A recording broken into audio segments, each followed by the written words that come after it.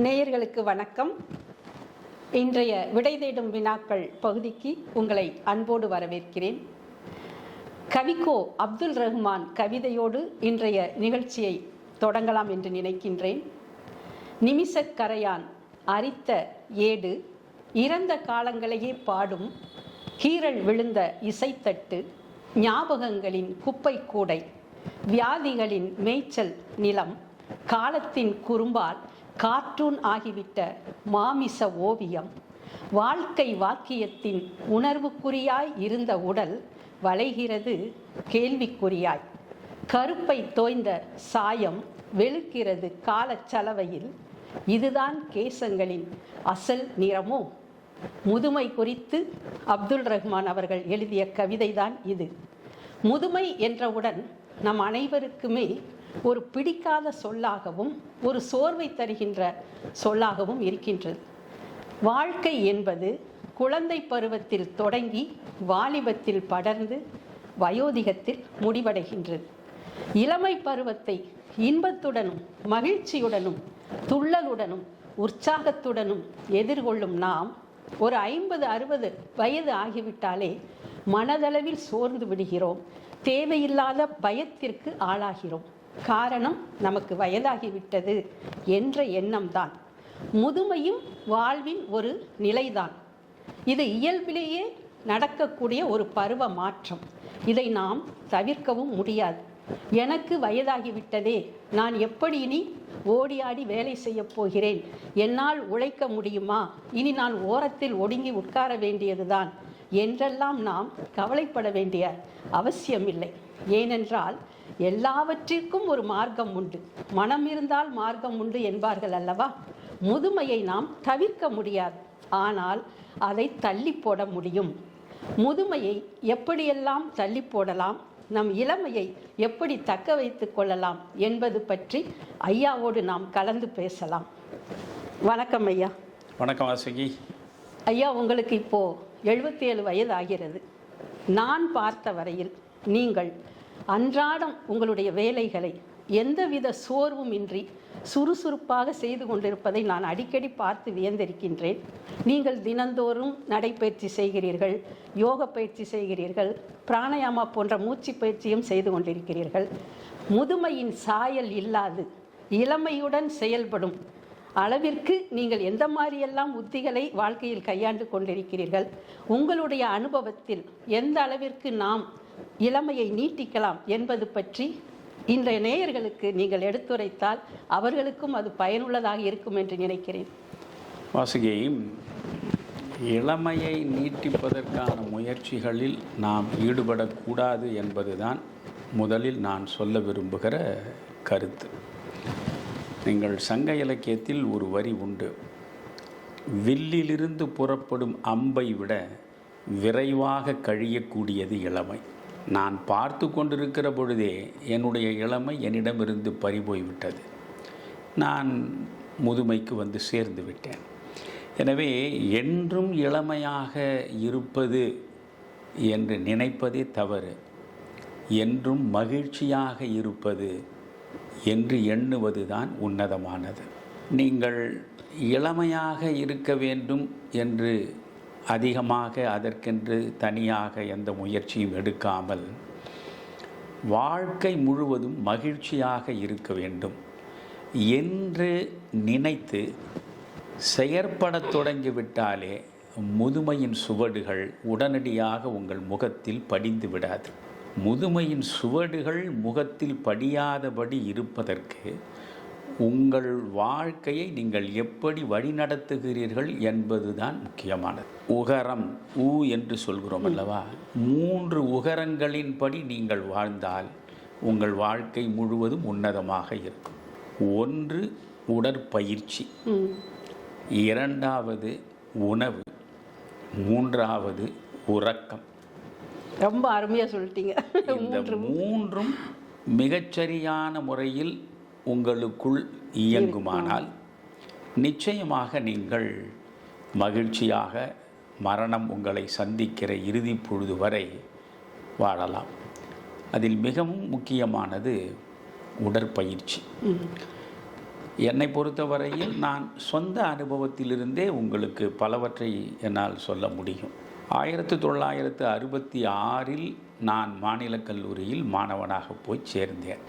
அந்த 17 வயதிலேயே எனக்கு உடம்பை பேணி பராமரிக்க வேண்டும் என்கிற உணர்வு இருந்தது.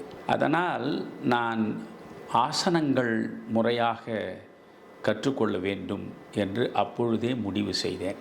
ஆசனா ஆண்டியப்பன் என்று பின்னாளில் சன் தொலைக்காட்சியில் அவர் தொடர்ந்து பயிற்சி கொடுத்து பெரும் புகழை பெற்றார்.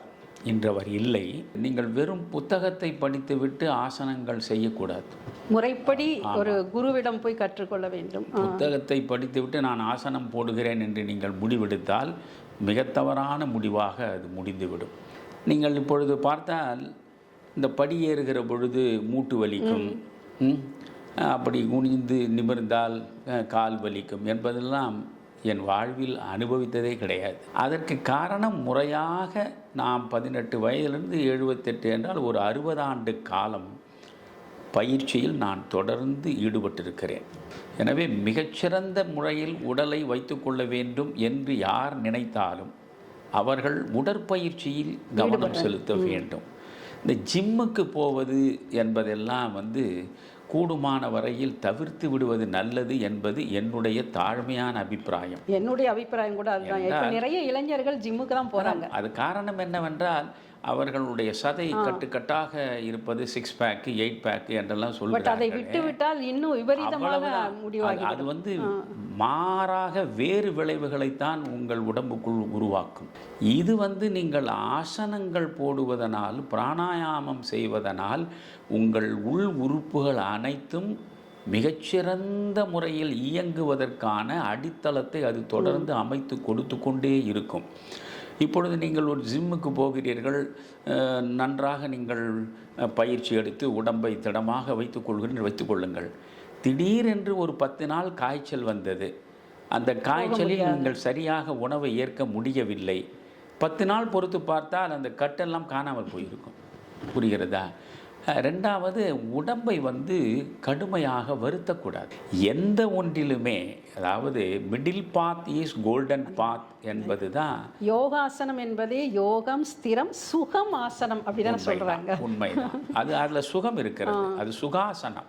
புத்தர் சொன்ன பாதையும் அந்த நடுப்பாதையில் நட என்றால் அதுதான் முக்கியமானது. Don't go to any extremities. அது நடுப்பாதையில் நடக்கணும். நம்முடைய அரிஸ்டாட்டில் அவர் அதற்கு அழகான பேர் கொடுக்கிறார். மிடில் பாத் இஸ் கோல்டன் பாத் என்கிறார். ஆக நடுப்பாதையே பொற்பாதை. நீங்கள் உடற்பயிற்சியை செய்யாமலே இருந்தால் உங்கள் உடல் நன்றாக இருக்காது. அதற்காக நான் என் உடம்பை மிகச்சிறப்பாக நான் பராமரிக்க விரும்புகிறேன் என்று காலை முதல் மாலை வரை தொடர்ந்து நீங்கள் ஏராளமாக மணிக்கணக்கில் உடற்பயிற்சியில் ஈடுபட்டு உங்கள் உடலை வருத்தினாலும் அது வேறு விளைவுகளை ஏற்படுத்தும். எனவே மிதமாக நீங்கள் பயிற்சியை மேற்கொள்ள வேண்டும். பிறகு நான் சிரசாசனம் போடுவேன். தலைகீழாக ரொம்ப எளிதாக சிரசாசனம் போடுவேன். அதற்கு பிறகு நீங்கள் பார்த்தால் 35 வயதுக்கு மேலே சிரசாசனம் போடுவது நல்லதல்ல. அதிலும் குறிப்பாக திருமணமானவராக நீங்கள் இருந்தால் ஒரு 30லிருந்து 35 வயதுக்குள் நீங்கள் சிரசாசனத்தை போடுவதை தவிர்த்து விட வேண்டும். சில கடுமையான ஆசனங்களை வயது ஏற ஏற நீங்கள் தவிர்த்து கொண்டே வருவது தான் நல்லது. அதில் மயூராசனம் என்று ஒன்று உண்டு. மயூரம் என்றால் மயில். அப்படியே 2 கையை தரையில் வைத்துவிட்டு முழு உடம்பையும் அப்படியே மேல் எழுப்பி அப்படி பறப்பது போல் இருக்க வேண்டும். ஒரு முறை அந்த ஆசனம் போடும் பொழுது இந்த கை கொஞ்சம் வழுக்கி அப்படியே விழுந்து மூக்கு உடைந்து ரத்தம் வழிய தொடங்கியது. அன்றிலிருந்து மயூராசனம் போடுவதை தவிர்த்து விட்டேன். அதற்கு பிறகு என்னளவில் எது நம்முடைய வயது ஏற ஏற சிரமம் தருகிறதோ அந்த ஆசனங்களை தவிர்த்து கொண்டு வந்தேன். ஆக நான் முதலில் சொல்வது உடற்பயிற்சியில் நீங்கள் எவ்வளவு இளமை காலத்திலிருந்து தொடங்குகிறீர்களோ அவ்வளவும் நல்லது. ஆமாம். நீங்கள் ஒரு 60 வயதான பிறகு நான் கொஞ்சம் உடற்பயிற்சி செய்கிறேன் என்று வந்தால் அது அவ்வளவு விரைவாக உங்களுக்கு பலனை தராது. எனக்கு இறைவன் அருளால் எனக்கு எந்த விதமான உடல் சார்ந்த பாதிப்புகளும் கிடையாது. எல்லா பாதிப்புகளையும் என் மனைவி வாங்கி கொண்டாள். எனக்கு எந்த உடல் சார்ந்த பாதிப்பும் கிடையாது. ஒரு முறை என்னுடைய 40வது வயதில் மஞ்சள் காமாலை வந்தது. அதுவும் கூட இந்த தமிழ்நாடு முழுவதும் சுற்றி அலைந்து இந்த இயக்கத்தில் நான் ஈடுபட்டு அந்த இயக்கத்தை பரப்புவதற்காக நான் வாழ்க்கையை அர்ப்பணித்து நடந்த காலம் அது. அந்த நேரத்தில் எந்த ரயில்வே ஸ்டேஷனிலும் நான் எந்த இடத்திலும் தண்ணீர் குடிப்பேன். இப்போது அந்த பிளாட்ஃபார்மில் ஒரு குழா இருக்கேன் பார்த்தீங்களா, அந்த குழா வழித்து நான் தண்ணீர் எதிர்ப்பு சக்தி என்பது அதிகமாக இருந்தது. அவ்வளவு தூரம் உடம்பில் எதிர்ப்பு சக்தி இருந்தது. அதனால் எல்லா இடங்களிலும் தண்ணீர் குடிப்பேன், எல்லா இடங்களிலும் சாப்பிடுவேன். அதில் அக்கறை அதிகமாக செலுத்தலை. அது ஒரு இடத்துல பாதிப்பை கொடுத்து மஞ்சள் காமாலை வந்தது. அந்த மஞ்சள் காமாலைக்கு நான் இப்பொழுதும் சொல்கிறேன், இந்த மஞ்சள் காமாலைக்கு நான் ஆங்கில மருத்துவத்தை அப்பொழுது எடுத்திருந்தால் இன்றைக்கு உங்கள் முன்னால் நான் பேசி கொண்டிருக்க மாட்டேன். ஏனென்றால் முதலில் நான் ஆங்கில மருத்துவத்தை எடுத்தேன். நான் ஆங்கில மருத்துவத்தை குறை சொல்லலை. சிலவற்றுக்கு ஆங்கில மருத்துவத்தினால் தான் உங்களுக்கு ஆயுளை நீட்டிக்க முடியும், உங்கள் உயிரை காக்க முடியும். அதில் மாற்று கருத்தே கிடையாது. ஆனால் இந்த மஞ்சள் காமாலைக்கு நீங்கள் இந்த நம்முடைய நடிகர் திலகம் சிவாஜி கணேசனுடைய வீடு இருக்கிறது போக் ரோடில். இப்பொழுது அவருடைய சிவாலய சிவாஜி கணேசன் சாலை என்றே பெயர் வைத்திருக்கார் இல்லையா, அந்த வீட்டு வாசலுக்கு நேர் எதிரே வெங்கட்ராமன் சாலை என்று நினைக்கிறேன். அது அந்த சாலையில் பரம்பரையாக ஹோமியோபதி சிகிச்சை அவர்கள் கொடுக்கிறார்கள். எவ்வளவு கடுமையான மஞ்சள் காமாலையால் பாதிக்கப்பட்டாலும் அந்த இடத்தில் நீங்கள் போய்விட்டால் அவர்கள் பார்ப்பார்கள். சாதாரண நிலையாக இருந்தால் ஒரு 3 நாள், கொஞ்சம் கூடுதலாக இருந்தால் ஒரு வாரம், ரொம்ப முற்றிய நிலையாக இருந்தால் இயலாது என்று அவள் சொல்லிவிட்டால் நீங்கள் அதோடு மரணத்தை தழுவ வேண்டியது தான். அவள் மிக தெளிவாக சொல்லிவிடுவார்கள். நான் ஒரு முற்றிய நிலையில் தான் போனேன். கீழே படுத்தால் தரை முழுவதும் மஞ்சளாகிவிடும். அந்த நிலையில் அதுவரையில் நான் அலோபதி மருந்தை சாப்பிட்டு அதில் பலன் இல்லாமல் மேலும் மேலும் வளர்ந்து கொண்டிருந்த நிலையில் என்னுடைய அம்மாவுக்கு இப்படி வந்து அவர்கள் போய் இந்த ஹோமியோபதி சிகிச்சை எடுத்து நீ அங்கே போய் சிகிச்சை எடு என்று வற்புறுத்தியதனால் அந்த இடத்திற்கு போனேன். அவர்கள் தான் என்னை காப்பாற்றினார். அந்த ஹோமியோபதி மருந்து தான் என்னை மஞ்சள் காமாலையிலிருந்து காப்பாற்றியது என்னுடைய 40வது வயதில். அதற்கு பிறகு இப்போ 70 வயது கடந்த நிலையில் கொரோனா எல்லோரையும் பாதித்தது. அந்த நேரத்தில் நான் ஈரோடுக்கு போய் ஒரு நிகழ்ச்சியில் பங்கேற்றேன். எல்லா இடத்திலும் இந்த செல்ஃபி எடுத்துக்கொள்ளுகிற நோய் இப்பொழுது பரவி இருக்கிறதே. ஒரு 300க்கும் மேற்பட்டவர்கள் வந்து என் பக்கத்தில் நின்று செல்ஃபியை எடுத்ததில் யாரோ ஒரு கர்ணன் அவர் எனக்கு கொடையாக கொடுத்து வீட்டிற்கு வந்த உடனே கொரோனாவில் நான் படுத்தேன். அந்த நேரத்தில் என்னை கொரோனாவிலிருந்து காப்பாற்றியது சித்த வைத்தியத்தில் வீரபாபு தான்.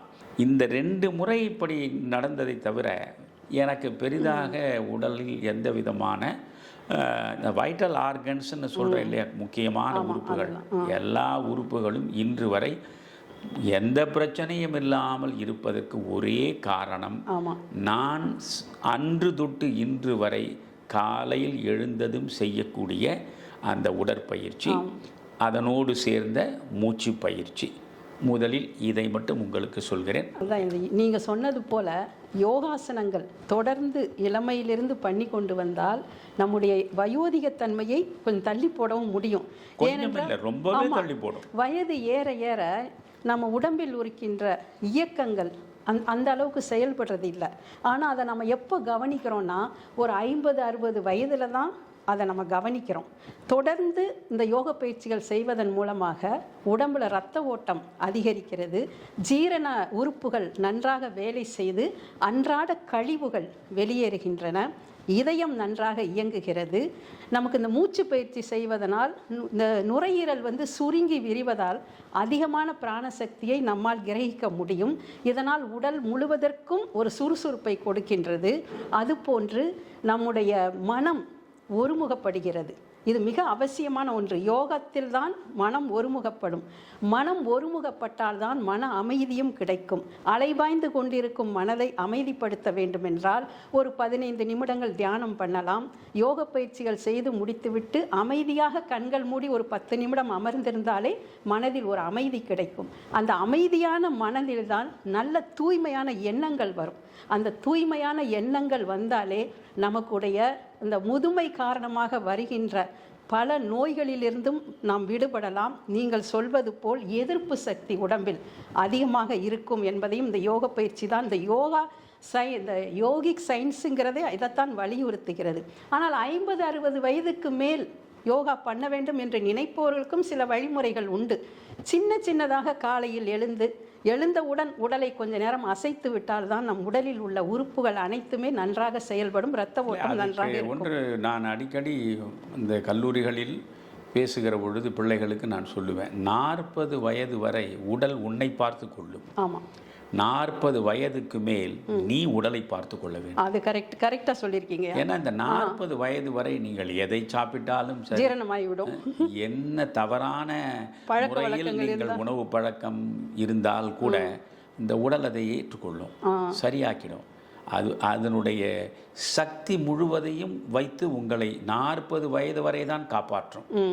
அதாவது even if you adapt atrocious behaviour, ரொம்ப மோசமான முறையில் உங்கள் உடலை நீங்கள் வருத்தினாலும் 40 வயது வரை உங்களை பாதுகாக்கும்.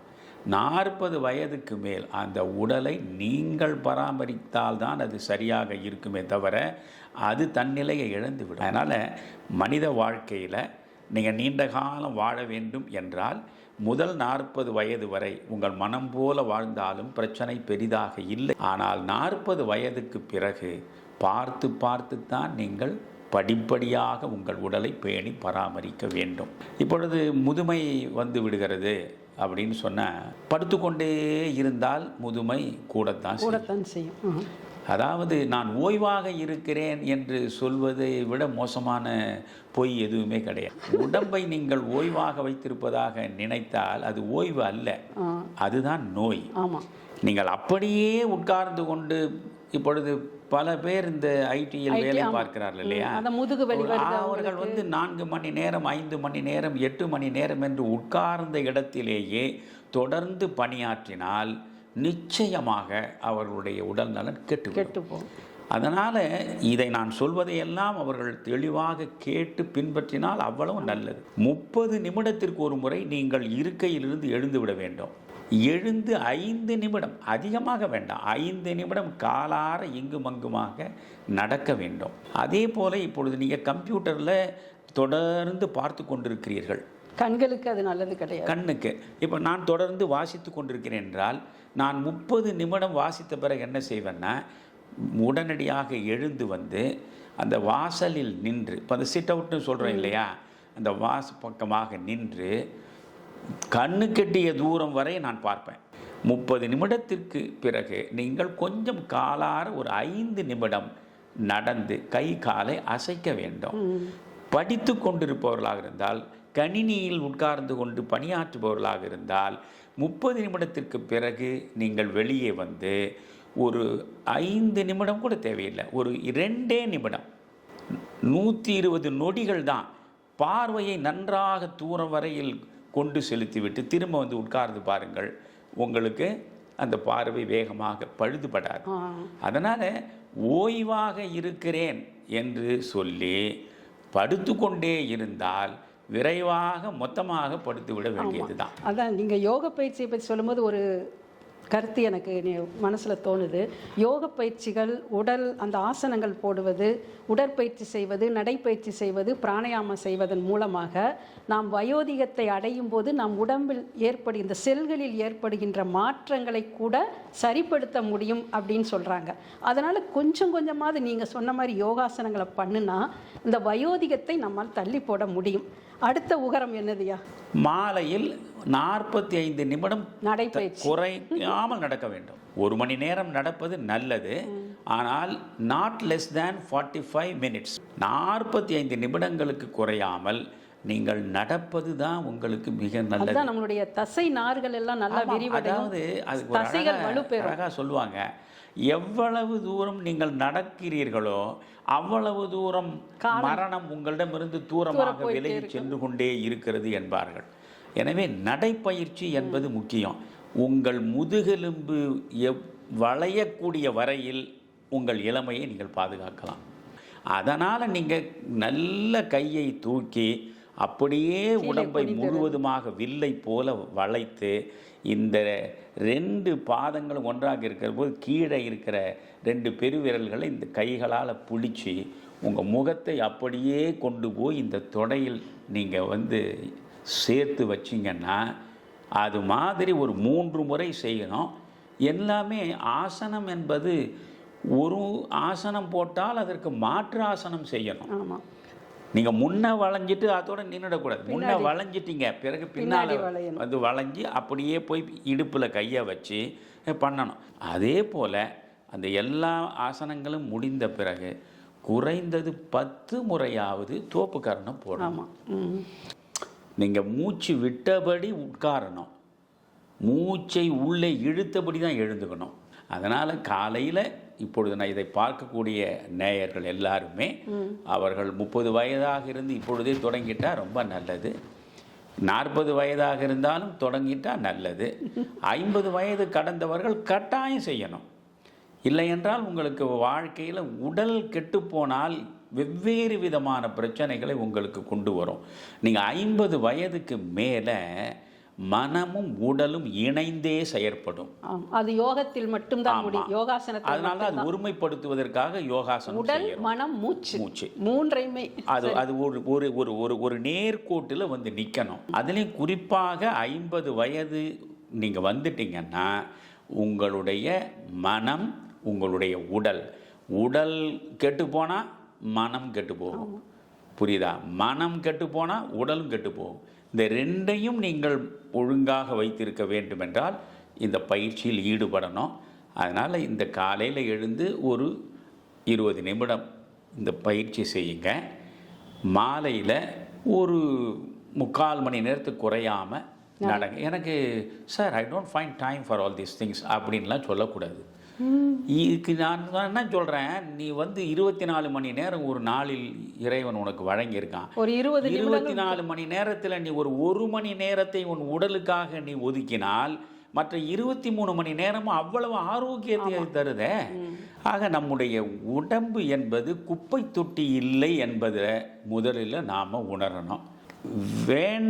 எப்பொழுது வேண்டுமானாலும் சாப்பிடுவது, எதை வேண்டுமானாலும் சாப்பிடுவது, இந்த 2 நிலைகளில் நீங்கள் இருந்தால் உங்கள் உடல் நலன் ஒருபோதும் நன்றாக இருக்காது.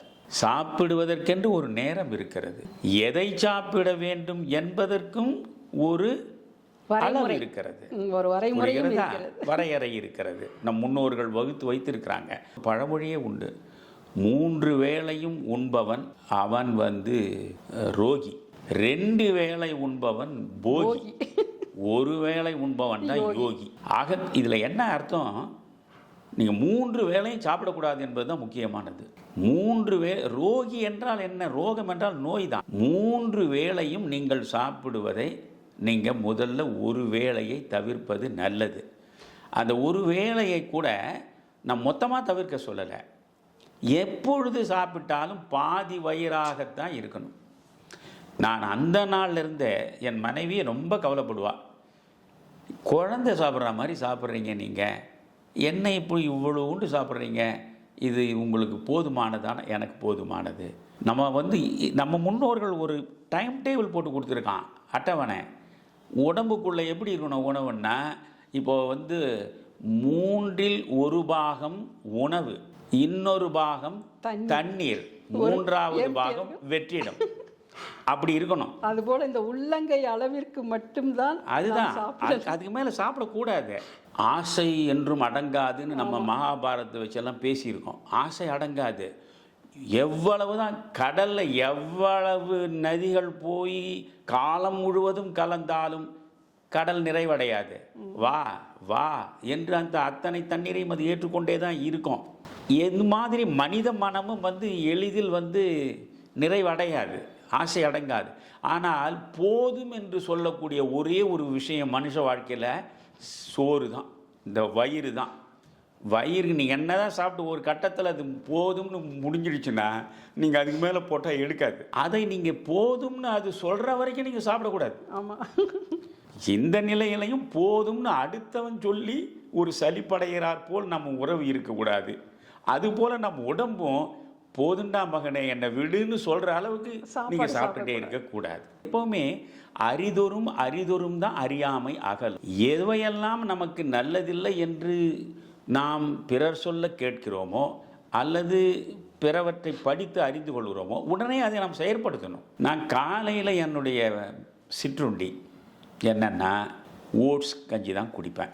ஓட்ஸை நான் காலையில் குடிக்கிறேன். இதை நான் குடிக்கிறதுனால இந்த ஓட்ஸில் முதல் விஷயம் உப்பு போடுறதில்ல. உப்பு இல்லை, சர்க்கரை இல்லை, புளி இல்லை, காரம் இல்லை, எண்ணெய் இல்லை. உங்கள் உடம்பை கெடுக்கக்கூடியது அதிகமான உப்பு, அதிகமான சர்க்கரை, அதிகமான எண்ணெய், அதிகமான புளிப்பு, அதிகமான காரம், இவை எல்லாமே உங்கள் உடல் நலனுக்கு எதிரானது. நீங்கள் ஒரு வேளை இந்த எதுவுமே இல்லாமல் நீங்கள் ஒரு உணவை ஏற்கிறீங்க. அந்த ஓட்ஸில் அதில் சக்தி இருக்கா இல்லை, எல்லாமே சத்து உள்ளதாகவே சாப்பிடணும்னு ஏன் நினைக்கிறீங்க? நீங்க உடலுக்கு இலகுவாக ஜீரணிக்கக்கூடிய உணவு, ஊறு விளைவிக்காததாக இருக்கணும். அது எளிதில் ஜீரணமாகும். அதுதான் முக்கியம். ஆமாம், அப்படி எளிதில் ஜீரணமாகக்கூடிய பொருளாக இருக்கிற போது தான் உங்களுக்கு இந்த இன்சுலின் விவகாரத்தில் எல்லாம் பெரிய மாற்றங்கள் நிகழாது. உப்பில்லாத பண்டம் குப்பையிலேன்னு சொல்லுவான். ஆனால் ஒரு வயசுக்கு மேலே நம்ம உப்பை தவிர்க்கணும். ஆமாம், உப்பு அளவோடு தான் இருக்கணும் எப்பவுமே. நான் என் நினைவறிந்த காலம் தொட்டு என்னுடைய அம்மாவே உணவு தயாரித்தாலும் சரி, பிறகு என் மனைவி இவ்வளோ காலம் தயாரித்தாலும் சரி, உப்பை மிக குறைவாகத்தான் பயன்படுத்துவாங்க. நாம் என்ன நினைக்கிறோம், உப்பை போடலைன்னா சரியில்லை. எல்லா பொருள்களிலும் இயற்கையாகவே ஓரளவு உப்புத்தன்மை இருக்குது. அதனால் அது மேலே இன்னும் கொஞ்சம் உப்பை நீங்கள் கொட்டினீங்கன்னா அது மிகையாக மாறுது. பகல் நீங்கள் சாப்பிட்றது ஒரு குறிப்பிட்ட நேரம் இருக்கணும். இப்போது சில பேர் 3 மணிக்கு சாப்பிடுவாங்க. என்னையா இது 1 மணிக்குள்ளே சாப்பிட வேண்டியதை நீங்கள் 3 மணிக்கு சாப்பிட்றீங்களே. அன்றாடம் 3 மணிக்கு சாப்பிடுவதையே நீங்கள் முறையாக வைத்து கொண்டால் அது உங்களுக்கு எந்த பிரச்சனையும் தராது. அதை சாப்பிடும் பொழுது நான் ஏற்கனவே சொன்னது தான், குறைவான உணவை ஏற்றுக்கொள்ளணும். அப்போ தான் நிறைவான வாழ்க்கை உங்களுக்கு கிடைக்கும். எவையெல்லாம் இனிக்க இனிக்க நீங்கள் சாப்பிட்றீங்களோ அவை அத்தனையும் உங்களுக்குள்ளே போய் உங்கள் வாழ்வையே கசக்க வச்சிடும். அதாவது ஃபாஸ்ட் ஃபுட்டு என்பதையே கிட்ட சேர்க்கக்கூடாது. எவ்வளோ ஃபாஸ்ட் ஃபுட் சாப்பிட்றாங்களோ அவ்வளோ ஃபாஸ்ட்டாக போயிடுவீங்க. நீங்கள் ஃபாஸ்ட்டாக போகிறது கூட பெருசு இல்லை. உடலில் எவ்வளோ நோய்கள் நீங்கள் ஃபாஸ்ட்டாக நான் என்ன சொல்கிறேன், நீங்கள் பட்டுன்னு போயிடுறது பெருசு இல்லை, மற்றவனுக்கு பிரச்சனை இல்லை. நீங்கள் அதனால் 1000 நோயை சுமந்து கொண்டு நீங்கள் மருத்துவமனைக்கும் வீட்டுக்குமாக அலைவதன் மூலம் எத்தனை பேருக்கு பிரச்சனை. நீங்கள் போய் மருத்துவமனையில் படுத்துடலாம், ஆனால் நீங்கள் உள்ளே படுத்துன்னு இருப்பீங்க சுகமாக. உங்களை மருத்துவமனையிலிருந்து வீட்டுக்கு கொண்டு வரவரில் எத்தனை சிரமங்களை மற்றவர் அனுபவிக்கிறான்னு பார்க்கணும். இது எல்லாமே இந்த ஃபாஸ்ட் ஃபுட்டு, ஜங்க் ஃபுட்டுன்னு சொல்கிறது, இதை முதல்ல கட்டாயம் தவிர்த்திடணும். கூடுமான வரையில் வீட்டில் செய்யக்கூடிய சமையலை உண்பதை வழக்கமாக வைத்துக்கொள்ள வேண்டும். அந்த முறையை நீங்கள் கடைபிடிச்சிங்கன்னா உங்களுக்கு இரத்த அழுத்தமும் பெருசாக கிடையாது, சர்க்கரை நோயும் பெருசாக கிடையாது, எதுவுமே இல்லாமல் ஆரோக்கியமாக, உங்கள் ஆரோக்கியம் உங்கள் கைகளில், உங்கள் வாழ்வே உங்கள் கைகளில் தானே. அதனால் உங்கள் ஆரோக்கியம் என்பது உங்கள் கைகளில். அது உணவை முறையாக சாப்பிடணும். இப்போ 7 மணிக்கு உள்ள சாப்பிடணும்னு சொல்கிறான். சமணர்கள் அந்த காலத்திலேயே அந்தி பொழுது வருவதற்கு முன்பே சாப்பிட்ருவாங்க. இப்பொழுதும் நீங்கள் மார்வாரிஸ் எல்லாம், ராஜஸ்தானி அவங்க மார்வாரிஸ் எல்லாம் இருக்காங்க இல்லையா, இரவில் அவங்க உணவு எடுக்க மாட்டாங்க பெரும்பாலும். அதுக்கு அவங்க என்னென்ன சொல்லுவாங்கன்னா, இரவில் நம்ம உணவு எடுத்தால் அந்த பூச்சி, அது புழு இதெல்லாம் உள்ளே சேர்ந்து நம்மை அறியாமல் ஒரு உயிருக்கு வருத்தத்தை தந்து விடுகிறோம், ஒரு உயிருக்கு தீங்கு விளைவிக்கிறோம். அதனால் நாம் வெளிச்சம் இருக்கிற பொழுதே, சூரிய வெளிச்சம் மறைவதற்கு முன்பு சாப்பிட்டுடலான்னு. அது உடல் ரீதியாக பார்த்தால் மிக மிக நல்லது. எவ்வளவுக்கு தாமதமாக இரவில் நீங்கள் உணவை ஏற்கிறீர்களோ அவ்வளவு உங்கள் ஆரோக்கியம் முழுவதுமாக பழுதுபடும். 7 மணிக்குள்ளே சாப்பிட்டுட்டிங்கன்னா உத்தமம். 7லேருந்து 7:30 வரைக்கும் சாப்பிட்டீங்கன்னா கூட மத்தியமம்.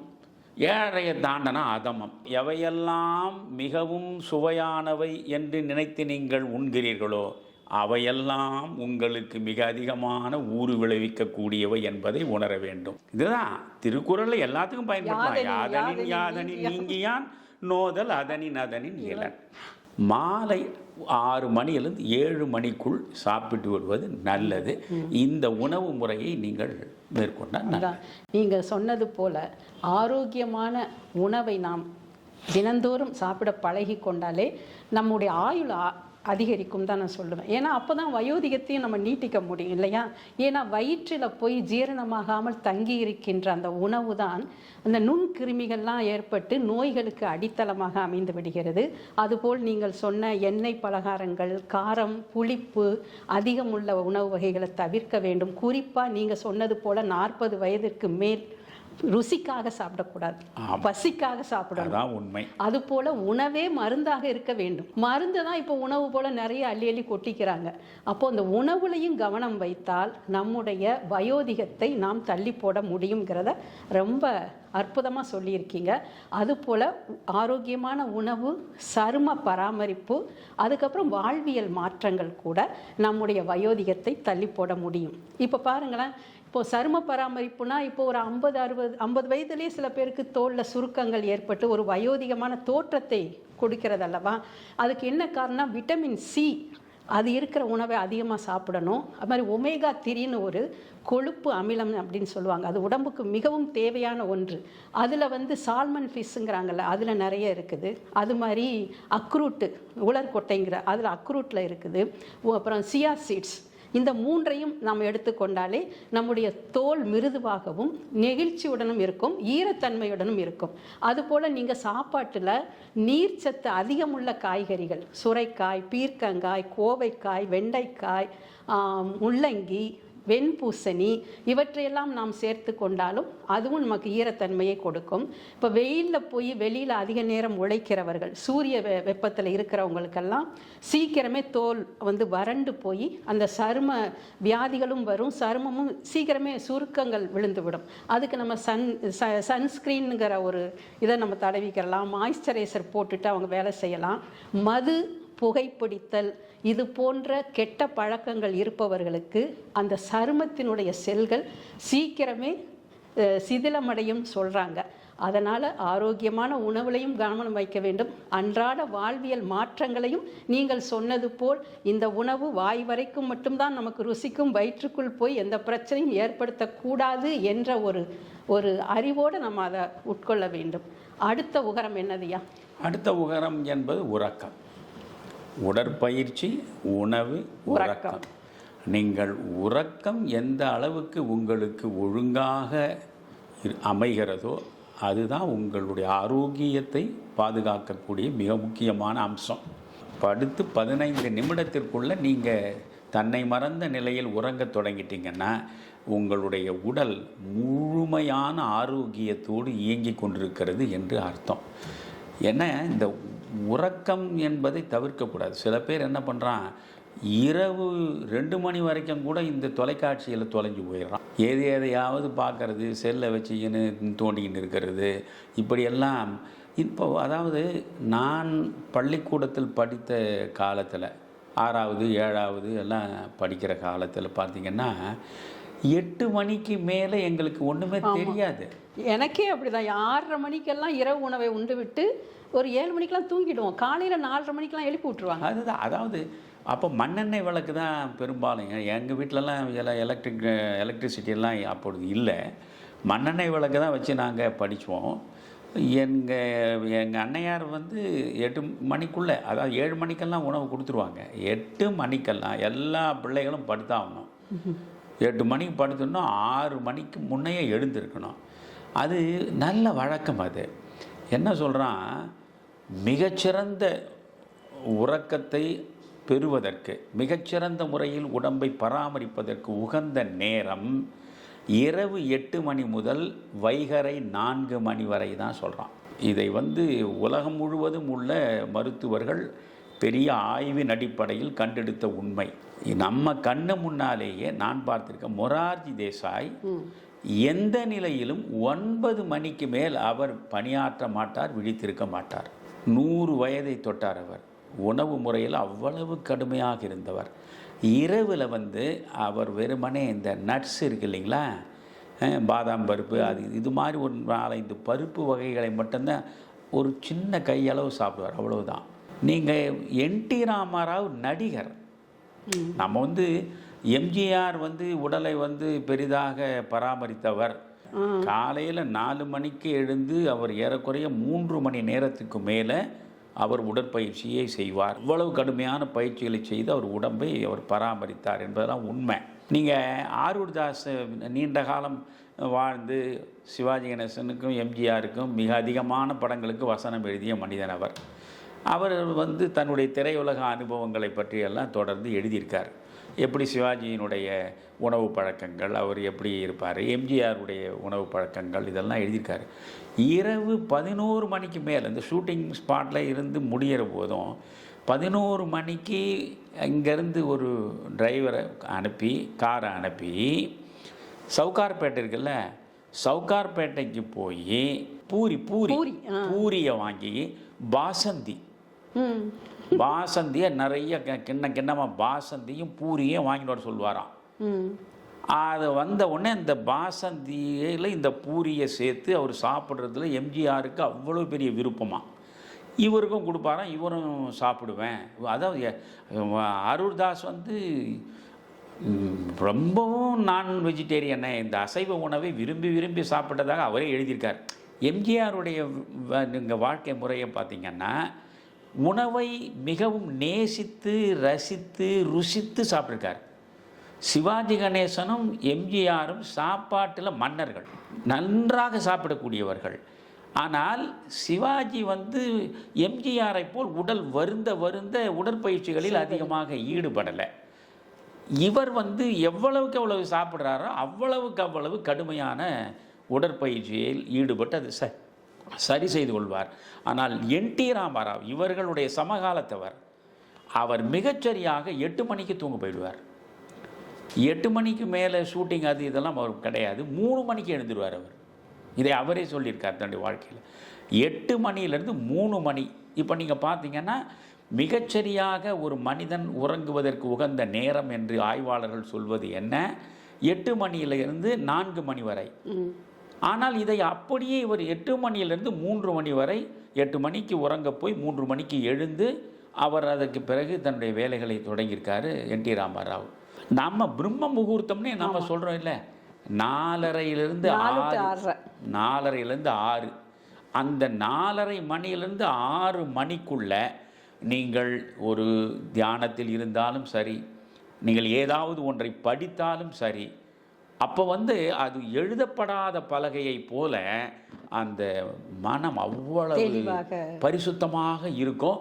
மூளை அவ்வளவு சுறுசுறுப்பாக இயங்குகிற நேரம் 4லிருந்து 6. ஆனால் நம்மில் பல பேர் என்ன செய்கிறோம், இரவு 2 மணிக்கு மேலே போய் படுத்து அதுக்கப்புறம் 8 மணிக்கு எழுந்து சூரியனையே பார்க்காதவன் நிறைய பேர் இருக்கான். வைகரையில் சூரியனை பார்க்காமலேயே இருப்பவர் நிறைய பேர் இருக்காங்க. அறிஞர் அண்ணா அவரே சொல்லியிருக்காரு, நான் காலையில் சூரியனை கண்டதே இல்லைன்னு. அவர் இரவு முழுக்கவும் அவர் எழுதக்கூடியது எல்லாமே இரவில் செய்வார். அதனால தான் அந்த ஓர் இரவு படம் அவர் பண்ண பொழுது கூட ஏவிஎம்காக பண்ணதை ஓர் இரவிலேயே வசனம் மொத்தம் எழுதி வச்சுட்டாரு. அது இப்போ நான் கேள்விப்பட்டிருக்கேன், ஏஆர் ரஹ்மான் கூட அவர் இசையமைப்பதற்கு இரவு நேரத்தை தான் முழுமையாக பயன்படுத்துவார். அப்போ தான் அவருக்கு ரொம்ப தெளிவாக அந்த இசை பின்னல் மிகச்சிறப்பாக வரும்னு சொல்கிறது. ஆனால் அது முறை இல்லை. முறை என்பது நாம் குறைந்தது ஒரு 9 மணிக்காவது போய் உறங்க போகணும், 5 மணிக்காவது எழுந்திருக்கணும். இது இன்றைய காலச்சூழல் கேட்டார் போல் கொஞ்சம் ஃப்ளெக்சிபிலிட்டி இருக்கலாம் நெகிழ்வுத்தன்மையாக. ஆனால் எந்த நிலையிலும் 10 மணிக்கு நீங்கள் படுக்க போயிடணும். 10 மணியை தாண்டினீங்கன்னா உங்களுக்கு அது நல்லதில்லை. 10 மணிக்கு படுத்து காலை 6 மணிக்கு எழுந்தீங்கன்னா என்னாச்சு, 8 மணி நேரம். 8 மணி நேரம் ஒருவன் முழுமையாக ஆழ்ந்த உறக்கத்தில் ஈடுபட்டால் அடுத்த நாள் முழுவதும் ரொம்ப சிறப்பாக அவன் எல்லா செயல்களையும் செய்ய முடியும். உடல் ஆரோக்கியத்தை காக்க வேண்டுமென்றால் உறக்கம் என்பது மிக முக்கியமானது. உறக்கம் இல்லை என்றால் நரம்பு தளர்ச்சி ஏற்படும். ஏனென்றால் உறக்கத்துக்கும் நரம்புக்கும் தான் மிக நெருங்கிய தொடர்பு இருக்கிறது. அப்போ உறங்கினால்தான் இந்த நரம்புகள் அமைதி அடையும், மூளை அமைதி அடையும். அந்த மூளை அமைதி அடைவதற்கும் நரம்புகள் அமைதி அடைவதற்கும் நீங்கள் ஆழ்ந்த உறக்கத்தில் ஈடுபட வேண்டும். கூடுமானவரை 8 மணி நேரம் நீங்கள் உறங்க வேண்டும். ஏன்னா பெரும்பாலும் அமெரிக்காவில் வந்து அவனுக்கு காலை என்றால் நமக்கு இரவு. அமெரிக்காவில் உள்ளவனுக்காக நம்ம வேலை பார்க்குறோம் பெரும்பாலும். அப்போ இரவு முழுவதுமே நாம் பகலாக்க வேண்டியதாக இருக்குது. அதனால தான் நீங்கள் பார்த்தீங்கன்னா இந்த கணினி தொழில் சார்ந்து இயங்கக்கூடியவர்களில் 100க்கு 90 விழுக்காடு 40 வயதுக்குள்ளேயே அவர்கள் வந்து ஆரோக்கியத்தை இழந்து விடுகிறார்கள். ஏனென்றால் வாழ்க்கை போராட்டம். எப்படியும் நாம் வந்து சம்பாதித்தாக வேண்டும், குடும்பம் நடந்தாக வேண்டும். இங்கே வந்து போதிய அளவுக்கு வேலை வாய்ப்பு இல்லை, வேலை கிடைத்தாலும் கணிசமான சம்பளம் இல்லை. அங்கே நம்ம கடுமையாக உடல் வருந்தி உழைத்தாலும் நமக்கு வந்து ஓரளவுக்கு நல்ல பணம் கிடைக்கிறது. அதை வைத்துக்கொண்டு நல்ல வாழ்க்கை வாழலாம் நினைக்கிறாங்க. ஆனால் ஒன்றை பெறுவதன் மூலம் ஒன்றை இழக்கிறோம். எதை பெற்று எதை இழக்கிறோம் என்பதை மட்டும் நாம் புரிந்து கொள்ள வேண்டும். இதுதான் இவற்றையெல்லாம் வந்து 100 விழுக்காடு அப்படியே பயன்படுத்தணும்னு ஒரு நெகிழ்வுத்தன்மை இல்லாமல் நாம் சொல்ல முடியாது. கொஞ்சம் இப்படியும் அப்படியுமா இருக்கலாம். ஆனால் நாம் சொன்னதை கூடுமான வரையிலும் பயன்படுத்தினால் அவர்கள் ஆரோக்கியமாக இருக்கலாம். ஆரோக்கியமாக இவற்றையெல்லாம் பயன்படுத்தினால் இருக்க முடியுமா? இருக்கிறேன். நான் அதற்கு வாழ்கால சாட்சியாக இருக்கிறேன். அவ்வளவுதான். ஐயா, இப்போ தூக்கம்ங்கிறது மிக மிக அவசியமான ஒரு நிகழ்வு. எல்லாருக்கும் மனிதர்களாக பிறந்தாலும் அது விலங்குகளுக்கு கூட தான். குறைந்தது நீங்கள் 8 மணி நேரம், நீங்கள் 6 மணி நேர தூக்கமாவது ஒரு 50-60 வயதுக்கு மேலே ஆயிட்டா 6 மணி நேர தூக்கம் மிக அவசியம். 20-30 வயதில் தூங்கினால் போல் 60 வயதில் தூங்கவும் முடியாது. அதுபோல் நீங்கள் சொன்னீங்க சீக்கிரமே இரவு உணவை முடித்து விட வேண்டும் என்று. அதுக்கு என்ன ஒரு சயின்டிஃபிக் ரீசன் அப்படின்னு பார்த்தீங்கன்னா, ஆழ்ந்த தூக்கத்தில் தான் நம்முடைய உடல் உள்ளுறுப்புகளாகிய கல்லீரல், கணையம், சிறுநீரகம் இவையெல்லாம் தன்னைத்தானே சுத்தப்படுத்தி கொண்டு அது புதுப்பித்து கொள்கிறது. அந்த நேரத்தில் அது எந்த நேரம்னா, நீங்கள் சொல்கிற 11 மணியிலிருந்து 3 மணி வரை அந்த உடலில் இருக்கிற உள் உறுப்புகள் தன்னைத்தானே சுத்திகரிப்பு செய்து கொள்கிற நேரம். நீங்கள் சொன்னது போல் ரொம்ப தாமதமாக உணவு உண்டால் எந்த மாதிரி பிரச்சனைகள் ஏற்படும்? நாம் அந்த உணவு வயிற்றுக்குள் ஜீரணமாகணும். நம்ம சக்தியெல்லாம் ஜீரணத்துக்கான வேலைகளை தான் செய்து கொண்டிருக்கும். அப்போ அந்த டீடாக்சிஃபிகேஷன் செய்கின்ற அந்த முறை தன்னால் நின்று விடுகிறது. இதனால் தான் உடலில் பல நோய்களும் வருவதற்கு காரணமாக இருக்கின்றது. அதுபோல் ஆழ்ந்த தூக்கம் இல்லை என்றால் நரம்பு மண்டலங்களும் நீங்கள் சொல்வது போல் பாதிக்கப்படும். இதனால் என்ன ஆகுது? ஒரு வயசுக்கு மேலே அல்சைமர், டிமென்சியா போன்ற நோய்கள், மன அழுத்தங்கள், மனச்சிதைவு, இப்படி இந்த மனக்குழப்பங்கள் இதெல்லாம் வருவதற்கு கூட தூக்கமின்மை மிகப்பெரிய காரணமாக இருக்கின்றது. ஆரோக்கியமான உணவும் அதோடு கூடிய போதுமான அளவு தூக்கமும் இருந்தாலே இளமையை நீட்டிக்க முடியும். ஐயா, பல பயனுள்ள வழிமுறைகளை நேயர்களுக்கு எடுத்து சொல்லியிருக்கீங்க. நீங்கள் சொன்னது போல முறையான உறக்கம், முறையான ஆரோக்கியமான உணவு, முறையான உடற்பயிற்சி, இந்த 3 உகாரங்களையும் கடைபிடித்தாலே நம்முடைய இளமையை நீட்டித்து வயோதிகத்தை தள்ளி போட்டு ஆரோக்கியத்துடனும் நீண்ட ஆயுளுடனும் வாழலாம் என்பதை நேயர்களும் புரிந்து கொண்டிருப்பார்கள். மிக்க நன்றி ஐயா. விறுவிறுப்பான அரசியல் நிகழ்வுகள் குறித்த ஆய்வுகள், நியாயங்களின் நிறம் மாறாத கூர்மையான விமர்சனங்கள், தீமைகளை சுட்டெரிக்கவும் நல்ல அரசியலை வளர்த்தெடுக்கவும் அறிவார்ந்த விவாதங்கள், இளைய தலைமுறையிடம் விழிப்புணர்வை ஊட்டும் விரிவான வரலாற்று விளக்கங்கள், கலை, இலக்கியம், ஆன்மீகம், பண்பாடுகளை படம் பிடித்து காட்டும் கருத்தோவியங்கள் வாரந்தோறும் உங்கள் தமிழருவி தர்பாரில் அணிவகுக்கும்.